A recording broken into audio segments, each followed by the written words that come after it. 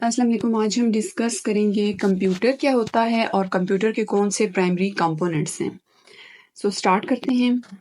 सबसे पहले कंप्यूटर क्या होता है उसकी डेफिनेशन देख लेते हैं।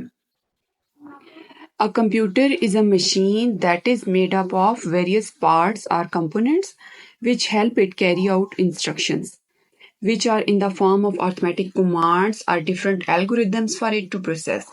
यानी कंप्यूटर एक ऐसी मशीन होती है जो डिफरेंट कंपोनेंट्स के मिलने से बनती है, जो उसको डिफरेंट जो इंस्ट्रक्शंस होती हैं उनको कैरी करने में जो है वो हेल्प करते हैं। और वो इंस्ट्रक्शंस किन डिफरेंट फॉर्म्स में हो सकती हैं, वो कोई अर्थमेटिक कमांड्स हो सकती हैं, कोई डिफरेंट एल्गोरिदम्स होते हैं जिनको सॉल्व करना होता है, जिनको प्रोसेस करना होता है, डिफरेंट उन पे कैलकुलेशंस वगैरह अप्लाई करनी होती हैं। Computers are used in almost every field of life, like medicine, travel, education, entertainment, etc. It has made our work very easy than ever before। यानी जो कंप्यूटर होता है वो अगर आप इसको देखो कि कहाँ कहाँ पे यूज़ होता है, तो आप अगर मेडिकल फील्ड में देखते हो, आईसीयूज़ वगैरह में, या जो पेशेंट्स को ट्रीट करने के मेथड्स होते हैं, पेशेंट का जो डेटा एंट्री की जाती है वहाँ पे आप देख सकते हो। इसी तरह अगर हम ट्रैवलिंग में देखें तो जो टिकट रिजर्वेशन होती है, या फिर जो है वो आप देख सकते हो कि इवन कि अब तो व्हीकल्स में भी जो है वो बुकिंग वगैरह कंप्यूटर के थ्रू हो सकती है। इसी तरह ट्रेन के टिकट्स आप रिजर्व कर सकते हो, या आप वेदर फोरकास्टिंग में देख सकते हो कंप्यूटर यूज़ होता है, या एजुकेशन में, ऑनलाइन एजुकेशन में कंप्यूटर यूज़ हो रहा है। इस तरह ऑनलाइन बैंकिंग में कंप्यूटर यूज़ हो रहा है, कैड में यूज़ हो रहा है, कैम में यूज़ हो रहा है, कंप्यूटर एडेड मैन्युफैक्चरिंग है, कंप्यूटर एडेड डिज़ाइन है। इसी तरह जो एजुकेशन है वहाँ पे यूज़ हो रहा है, इंटरटेनमेंट में इवन कि आप कंप्यूटर को यूज़ कर सकते हो। सो बहुत सारे almost every field of life में जो है वो कंप्यूटर को यूज़ किया जा रहा है। तो इसने हमारी ज़िंदगी के जो काम हैं उनको इतना ईज़ी कर दिया है that are more easier than ever before, यानी पहले कभी इतनी आसानी नहीं थी। देन अगर हम देखें तो कंपोनेंट्स ऑफ कंप्यूटर, तो before diving into the functions of components of a computer, let's understand the basic components of a computer. तो बेसिक कंपोनेंट्स हमारे पास यहाँ पे 4 को हम डिस्कस करेंगे, जिनमें सबसे पहले आ जाते हैं इनपुट यूनिट, देन इसमें आ जाता है output unit, processing unit and storage devices. तो पहले हम देख लेते हैं कि कंप्यूटर के कंपोनेंट्स कौन कौन सी हैं। तो डिफरेंट कंपोनेंट्स में आ जाता है जैसे स्पीकर हो गए, मॉनिटर हो गया, सीपीयू हो गया, पावर सप्लाई यूनिट है, मदरबोर्ड है, mouse, keyboard, USB flash drive. तो ये डिफरेंट चीज़ें हैं जिनके मिलने से पूरा एक कंप्यूटर जो है वो बनता है, और इसके अलावा भी बहुत सारे कंपोनेंट्स हैं। अगर हम फर्स्ट वन इनपुट यूनिट को डिस्कस करते हैं, computers respond to commands given to them in the form of numbers, alphabets, images, etc. Through input unit are devices like keyboard, joystick, mouse, etc. And these inputs are then processed and converted to the computer's language, and then the response is the output in the language that we understand, or one of the we have programmed the computer with। यानी क्या होता है कि computer जो होता है वो commands को रिस्पॉन्ड करता है जो उसको दी जाती हैं। आप कंप्यूटर को कमांड्स आप किस फॉर्म में देख सकते हो, नंबर्स की फॉर्म में, अल्फ़ाबेट्स की फॉर्म में, इमेजेस की फॉर्म में, वीडियो, ऑडियो, किसी भी फॉर्म में आप कंप्यूटर को इनपुट दे देते हो, और उसके लिए आप डिफरेंट इनपुट डिवाइसेस यूज़ करते हो। जैसे आप डिजिटल कैमरा यूज़ कर सकते हो पिक्चर्स को कैप्चर करने के लिए, वो होगी इनपुट। आप माउस के थ्रू इनपुट दे सकते हो, आप कीबोर्ड के थ्रू इनपुट दे सकते हो, तो या जॉयस्टिक के थ्रू इनपुट दे सकते हो। वो जो इनपुट होती है देन उसको प्रोसेस किया जाता है। प्रोसेस करने के बाद उसको कन्वर्ट कर दिया जाता है। किस में कन्वर्ट किया जाता है? कंप्यूटर की लैंग्वेज में। क्यों? क्योंकि उस पे प्रोसेसिंग किसने करनी है? उस पे प्रोसेसिंग कंप्यूटर ने करनी है। तो कंप्यूटर जब तक उसको इंटरप्रेट नहीं करेगा, उसको अंडरस्टैंड नहीं करेगा, तो वो उस पे कोई भी प्रोसेसिंग नहीं कर सकता। एंड देन वो रिस्पॉन्स जो होता है वो आउटपुट की फॉर्म में एक ऐसी लैंग्वेज में स्क्रीन पे शो कर दिया जाता है जो ह्यूमन के लिए अंडरस्टैंडेबल होती है, या फिर कोई ऐसी लैंग्वेज होगी जो कि आप कंप्यूटर को प्रोग्राम करोगे कि इसके अकॉर्डिंग जो है तुमने हमें आउटपुट देनी है। इस तरह इनपुट यूनिट काम करता है। ये हमारे पास डिफरेंट इनपुट डिवाइसेस हैं, जैसे हो गई जॉयस्टिक जो मोस्टली गेम्स वगैरह में यूज़ होती है, माउस हो गया, माइक हो गया, इसके अलावा कैमरा हो गया, टच टैबलेट है, फ्लैट बेड स्कैनर है, कीबोर्ड है, हैंड हेल्ड स्कैनर है।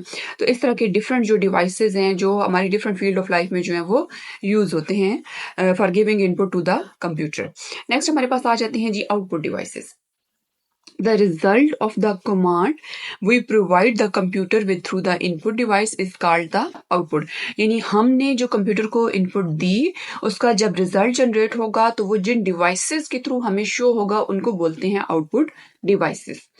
The monitor is the most used since we give commands using the keyboard and the result or outcome is displayed on the monitor after the processing. होता क्या है कि जो सबसे ज़्यादा मोस्टली यूज़ होता है आउटपुट डिवाइस वो है मॉनिटर, क्योंकि हम जो भी टाइप करते हैं वो कहाँ शो होगा, मॉनिटर की स्क्रीन पे. अब जो हम टाइप करेंगे वो हम इनपुट डिवाइस के थ्रू टाइप करेंगे और वो स्क्रीन पे जाके शो होगा कंप्यूटर की, यानी आउटपुट जो स्क्रीन होगी वो कौन सी होगी, वो मॉनिटर की स्क्रीन होगी. इसके अलावा और भी बहुत सारे आउटपुट डिवाइसेज हैं जैसे प्रिंटर हो गए, प्लॉटर हो गए, एटसेट्रा.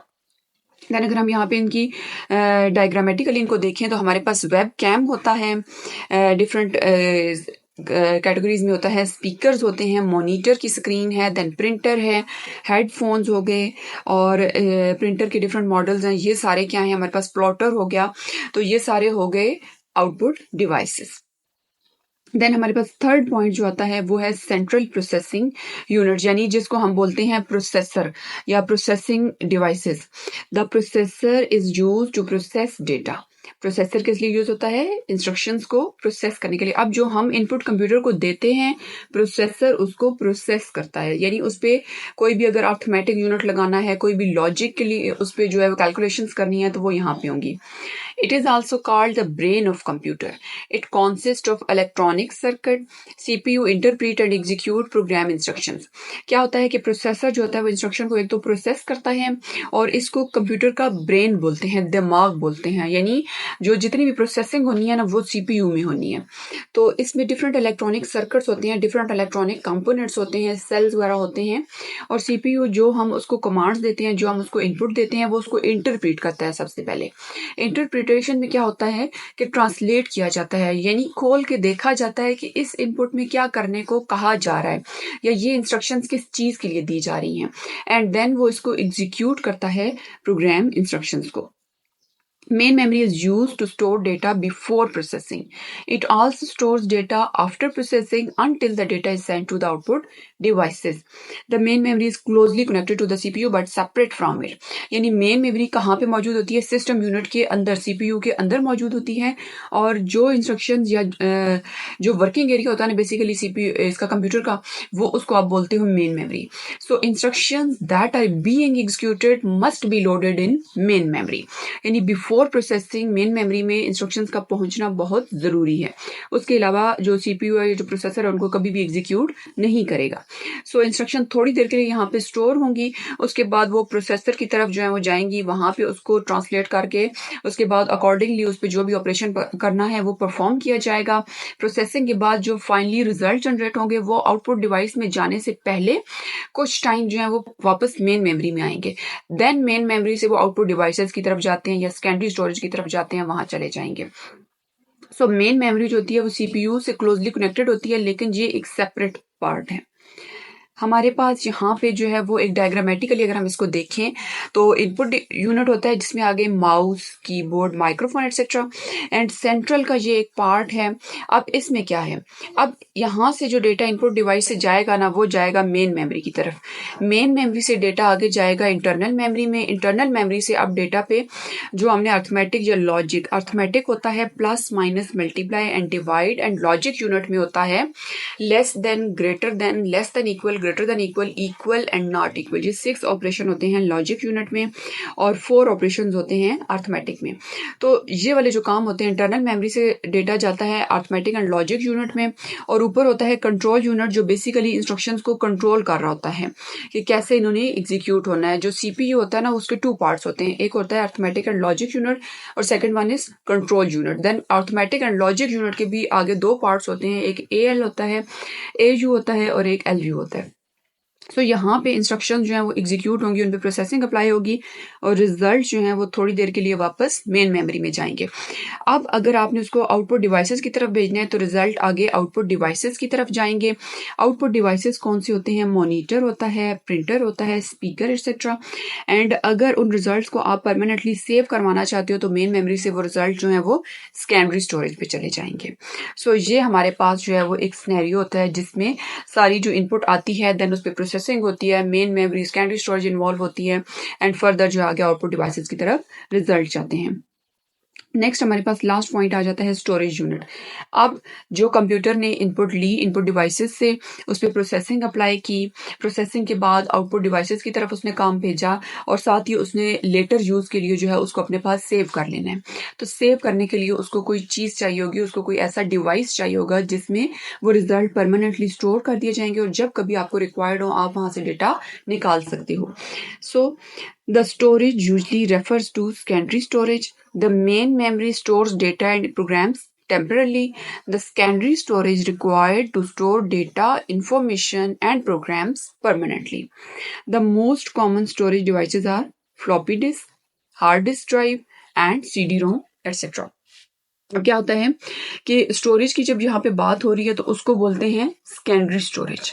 मेन मेमोरी कभी भी परमानेंट स्टोरेज नहीं होती। मेन मेमोरी जस्ट इंस्ट्रक्शन जब एग्जीक्यूट होना होता है उनको तब होल्ड करती है एंड उनको फिर जो है वो सीपीयू की तरफ या प्रोसेसर की तरफ मूव करवा देती है, इंटरनल मेमोरी की तरफ।